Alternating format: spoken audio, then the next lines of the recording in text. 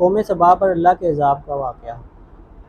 اہل سرسار کی ایک قوم جسے قوم سبا بھی کہا جاتا ہے، اللہ تعالیٰ کی بے شمار نعمتوں کے اندر زندگی گزار رہی تھی۔ یہ قوم ایک عظیم تہذیب و تمدن کی مالک تھی۔ حضرت داؤد علیہ السلام اور حضرت سلیمان علیہ السلام کی باعظمت حکومتوں کے بعد ان کی حکومت زبان و زد و خاص عام تھی۔ کہا جاتا ہے کہ یہ لوگ گندم کے مغز سے آٹا پیس کر روٹیاں پکاتے تھے، لیکن اس کے برعکس وہ اس قدر اسراف کرنے والے اور ناشکرے تھے کہ انہی روٹیوں کے ساتھ بچوں کا پخانہ صاف کرتے تھے۔ بعد ازاں آلودہ روٹیوں کو اکٹھا کرنے سے ایک پہاڑ بن گیا تھا۔ پھر ایک صالح شخص نے وہاں سے گزرتے ہوئے ایک عورت کو دیکھا جو روٹی کے ساتھ بچے کے پخانے کے مقام کو صاف کر رہی تھی۔ اس شخص نے عورت سے کہا، تیرے اوپر افسوس، خدا سے ڈر، کہیں ایسا نہ ہو کہ خدا تیرے اوپر اپنا عذاب ڈھائے اور تجھ سے اپنی نعمت چھین لے۔ اس عورت نے جواب میں مذاق اڑایا اور مغرورانہ انداز میں کہا، جاؤ جاؤ، گویا کہ مجھے بھوک سے ڈرا رہے ہو۔ جب تک سرسار جاری ہے مجھے بھوک سے کسی قسم کا کوئی خوف نہیں ہے۔ کوئی زیادہ عرصہ نہیں گزرا تھا کہ اللہ تعالیٰ نے ان لوگوں پر اپنا غضب ڈھایا، پانی جو کہ زندگی کی بنیاد ہے ان لوگوں سے چھین لیا، یہاں تک کہ قحط نازل ہوا۔ بات یہاں تک پہنچ گئی کہ ان کی ذخیرہ کی ہوئی تمام غذا ختم ہو گئی۔ آخرکار وہ مجبور ہو گئے کہ انہیں آلودہ روٹیوں پر ٹوٹ پڑے جو ان لوگوں نے اکٹھی کر کے پہاڑ کے مانند ڈھیر لگایا ہوا تھا، بلکہ وہاں سے روٹی لینے کے لیے صف لگتی تاکہ ہر کوئی وہاں سے اپنا حصہ لے جاتا۔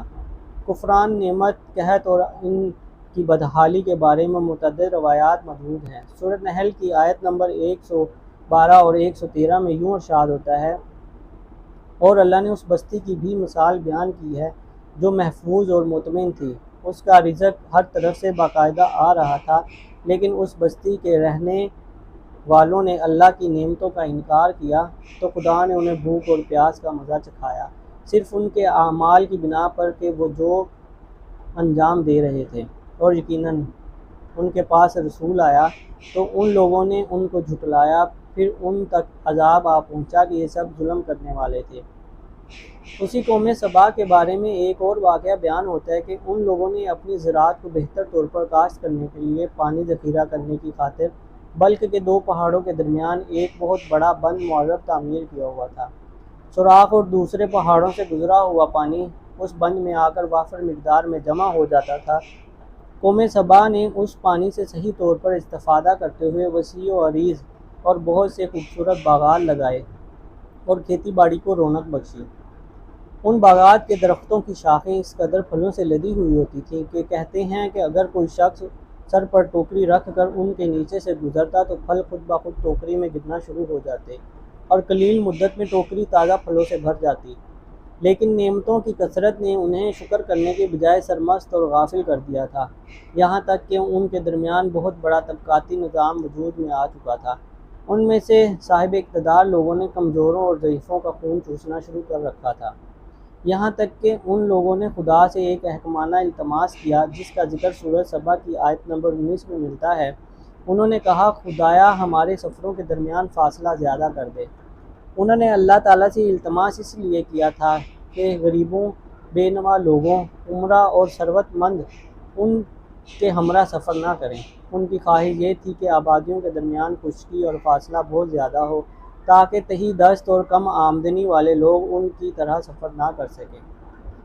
اللہ تعالیٰ نے ان مغرور پیٹ کے پجاریوں پر اپنا غضب نازل کیا۔ بعض روایتوں کے مطابق ان مغرور لوگوں کی آنکھوں سے دور صحرائی چوہوں نے معرب نامی بند کی دیواروں پر حملہ کر کے انہیں اندر سے کھوکھلا کر دیا۔ ادھر سے بارشیں زیادہ ہوئیں جن کی وجہ سے سیلاب آ گیا اور اس بند میں پانی بہت زیادہ اکٹھا ہو گیا۔ اچانک بند کی دیواریں ٹوٹی، اس سے ایک بہت بڑا سیلاب آیا جس میں تمام دیہات، آبادیاں، مال مویشی، باغات، کھیتیاں، ان کے محل اور گھر پانی میں غرق ہو کر نابود ہو گئے۔ ان کے باغات اور زراعت میں سے صرف بیری کے درخت اور کچھ جھاڑیاں بچی تھیں۔ خوش الحان پرندے وہاں سے کوچ کر گئے تھے، جبکہ الوؤں اور کوؤں نے قوم سبا کے کھنڈرات میں اپنے گھونسلے بنا لیے تھے۔ اس بات کا ذکر سورۃ سبا کی آیت نمبر 15 اور 16 میں ملتا ہے۔